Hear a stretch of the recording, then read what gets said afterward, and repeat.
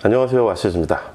투자는 하지 않았어도 여러 가지 이유로 기억에 많이 남는 종목이 있는데 정말 연구도 많이 했고 관련된 에피소드도 많았던 그런 종목이 있는데 저한테는 대표적으로 파라다이스라는 회사가 바로 그런 종목이 아닌가 생각이 됩니다.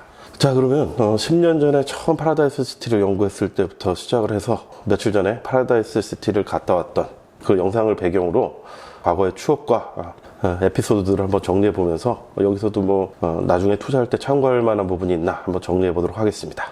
파라다이스는 2011년도에 처음 투자 스터디를 했을 때 스터디 분들과 함께 연구했던 종목이었고, 투자는 하지 않았지만 당시 모의 투자 대상으로 선정했던 종목이기도 합니다.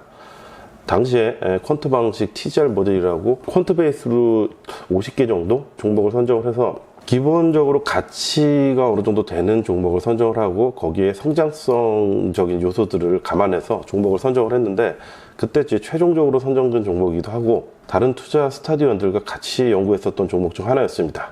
파라다이스만 연구한 게 아니라 관련된 GKR이라든가 강원랜드도 함께 연구를 했고, 이후에 스타디원들은 중국 관련주들을 투자를 좀 많이 했었기 때문에 화장품 업체들을 좀 주로 투자해서 중국 관련주 연구 차원으로 이제 마카오, 중국, 홍콩 등을 탐방을 가서 그때 이제 카지노도 같이 한번 돌아보고 오고 이랬던 종목이기도 합니다. 그때 또 재밌었던 에피소드가 하나 있는데, 당시에 사무실을 같이 썼던 후배가 있었는데 투자자로 키우면 어떨까 이런 생각이 들어가지고 이 후배를 꼬셔가지고 사무실에 영입을 했었습니다. 다른 사람들은 전부 전업 투자자였었는데 이 친구는 그때 당시 이제 직장을 다니고 있었고 마케팅 관련된 일을 하고 있었는데, 이 친구는 이제 파워 블로거인데다가 중국어도 좀 잘했어요. 무엇보다도 검색을 굉장히 잘해가지고 이 친구가 좀 투자에 대해서 배우면은 굉장히 투자를 잘할 수 있지 않을까 이런 생각이 들어가지고 후배를 좀 꼬셨습니다. 사무실 좀 같이 쓰자. 그 후배도 오케이를 해서 같이 사무실을 쓰게 됐고, 그래서 이제 자주 만나게 되니까 만날 때마다 이제 투자 얘기를 하면서 같이 좀 연구를 했었는데, 또 재밌었던 거는 그때 당시에 이 친구 여자친구가 파라다이스 카지노의 딜러였습니다. 그러면은 다른 종목보다도 파라다이스를 연구하는 게 좀 더 좋겠다.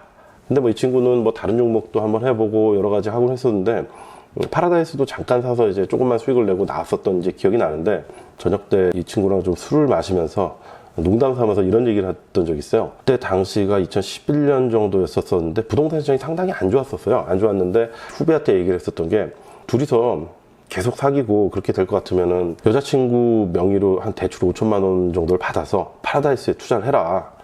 그리고 몇 년이 지나면은 이 돈으로다가 서울시에 한 20평대 아파트는 좀 살 수 있지 않을까. 이런 얘기를 했었는데, 실제로 그때 이후로 파라다이스 주가가 4만 원까지 올랐기 때문에 그렇게만 했었으면 좋았을 텐데, 사실 그게 말은 쉽지 좀 어려운 일이죠.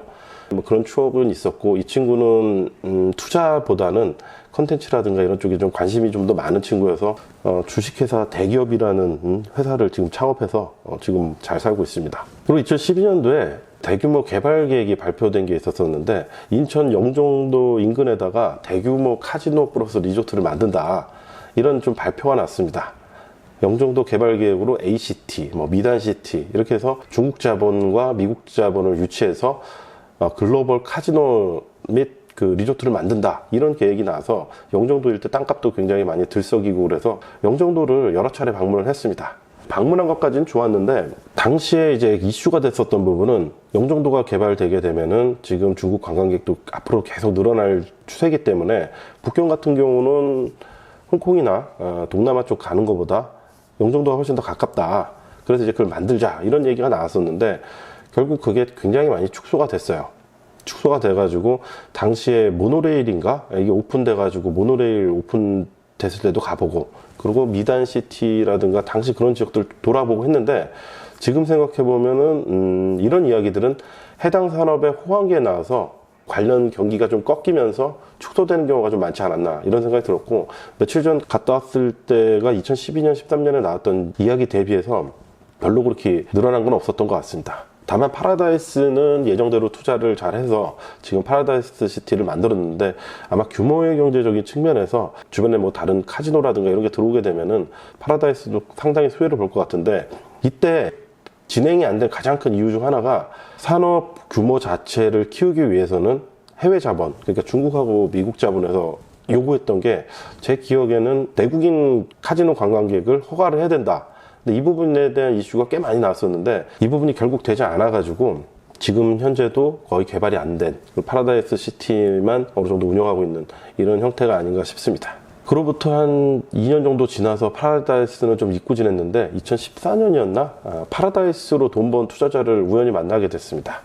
제 블로그에 글을 보고 연락이 와가지고 파라다이스로 이분은 좀 돈을 어느 정도 벌었는데 또 만나가지고 그런저런 이야기를 들어봤고, 당시에 이제 중국 관련주들을 굉장히 많이 투자를 하셨던 분이었기 때문에 파라다이스 이야기를 하면서 다른 중국 관련주 이야기도 하고 하면서 이 관련된 시장을 연구하고 다른 투자자들에 대한 이야기를 들으면서 저도 이제 좀 공부를 하고 배우는 데 좀 도움이 됐습니다. 그리고 며칠 전에 드디어 파라다이스 시티를 좀 방문을 했는데, 예전에 회사 다닐 때 가장 친했던 선배가 상장업체의 중국 법인장으로 있는데, 이분이 파라다이스하고 이제 제휴 관련된 일이 있어가지고 서울에 왔다가 저보고 오랜만에 얼굴도 같이 볼 겸 이제 같이 가자. 그래서 이제 이 선배도 이제 굉장히 친했던 선배인데다가 아무래도 중국에 있으니까 자주 만나기가 힘들어서 며칠 전에 인천 파라다이스 시티를 가서 오랜만에 또 가서 쭉 한번 돌아봤습니다. 호텔과 리조트가 있고, 그리고 그 앞에 또 조그만 아이들 놀만한 이제 테마파크, 그리고 이제 면세점을 만들어놨는데 굉장히 놀랐어요.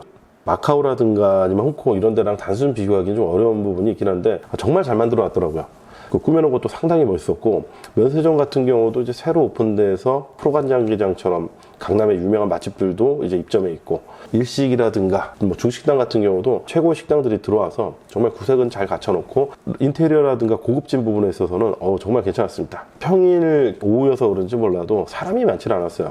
면세점에도 사람은 별로 없었고, 식당가라든가 호텔 로비에도 그렇게 사람이 많지는 않았는데, 전체적으로 호텔 가동률은 1박에 50만 원 정도 하는데도 불구하고 어느 정도 잘 유지가 되고 잘 된다고 하고 있고, 다만 이제 면세점 같은 경우는 보이는 매출이 있고 보이지 않는 매출이 있는데, 자유관광객이라든가 아니면 이제 단체 관광객이 와가지고 면세점을 돌아다니면서 사는 경우도 있긴 하지만, 따이공같이 면세 물품만 전문적으로 구매하기 위해서 들어오는 업자라고 할까요? 이런 쪽을 통해서 들어가는 매출 같은 경우는 매출 규모에 비해서 이제 좀 한산해 보일 수 있는 이제 이런 부분이 있다고 하는데, 며칠 전에 갔다 왔을 때 본 거를 기준으로 보면 사람도 별로 없고 좀 이제 좋아지려면 좀 시간이 걸리지 않을까, 그런 느낌인데, 2013년부터 2015년에 대표적으로 롯데 면세점이라든가 호텔 신라, 용산에 있는 신라 면세점 이런 데 가보면 사람이 진짜 많았었거든요. 그렇지만 중국인 관광객이 줄어든 것도 사실이고, 무엇보다도 파라다이스 시티는 메이저는 아니기 때문에 면세점 중에서는 아직까지는 메이저 면세점에 비해서 좀 늦게 움직이지 않을까, 이런 생각이 좀 드는데, 어쨌든 시설면으로 굉장히 좀 좋았다, 이런 좀 느낌이 있었습니다. 저는 한 2-3시간 정도 잘 둘러보고 돌아와가지고 옛날에 이제 파라다이스 연구했었던 것도 다시 한번 정리해보고, 이 면세 사업이라든가 중국 관광객 사업은 2011년도에 연구했을 때도 이제 느꼈었던 부분인데, 위안화 환율에 후행하는 부분이 있지 않나, 이런 생각이 좀 들어요. 10년치 위안화 환율을 보게 되면은 가장 좋았던 2011년 6월서부터 해서 2013년, 2014년 정도에 잠깐 바닥을 찍었지만 170원에서 190원 사이에 중국인 관광객들이 한국에 좀 많이 오지 않나, 좀 이런 생각이 좀 듭니다. 2016년 이후 사드 문제가 불거지면서 관광객들이 대폭 줄어들었는데, 위안화 환율도 작년 겨울에 160원을 좀 바닥을 찍고 올라가는 추세에 있기 때문에 저는 이제 한 170원에서 175원 정도 올라가면은 이제 서서히 연구해 볼 수도 있지 않을까, 좀 이런 생각이 들었습니다. 미중 무역 분쟁이라든가 중국의 경제 위기, 이런 부분들이 이제 작년서부터 하도 많이 이제 언론 및 유튜브 이런 데들에서 이제 이슈가 됐었던 부분이 있기 때문에 관련주들이 지금 상당히 소외된 상황입니다. 저도 이제 작년 하반기에 중국 관광객이 굉장히 축소된 부분에 대해서 관련 그 영상을 한번 올린 적이 있었는데, 위안화 환율과 중국의 경제 제재 이런 부분들이 좀 줄어들면은 이제 호전이 될 수 있는 부분이 있는데, 그런 수혜가 되기까지는 앞으로도 좀 시간은 약간 좀 더 걸릴 것 같다는 생각이 듭니다. 오랜만에 이제 파라다이스 시티를 이제 투자하고 상관없이 갔다 오게 된 것을 계기로 이번 영상을 정리해 봤는데요. 앞으로 중국인 관광객이라든가 이런 부분들이 좀 이제 좋아지는 부분들, 중국 위안화 환율이 오르는 부분이 전 중요하다고 생각을 하는데, 오랜만에 아무튼 이렇게 계기가 돼서 파라다이스가 여러 가지 에피소드도 있고 중국 관련주들에 대해서도 오랜만에 한번 돌아볼 겸해서 한번 정리해 봤습니다. 나중에 이 중국 관련주에서 돈 벌면은 파라다이스 시티에서 가족과 함께 한번 놀러 가서 한 며칠 동안 맛있는 것도 좀 먹고 가서 놀다 오면 좀 재밌지 않을까, 이런 좀 생각도 한번 해봤습니다. 항상 즐겁게 투자하고 성장하는 투자자 되세요.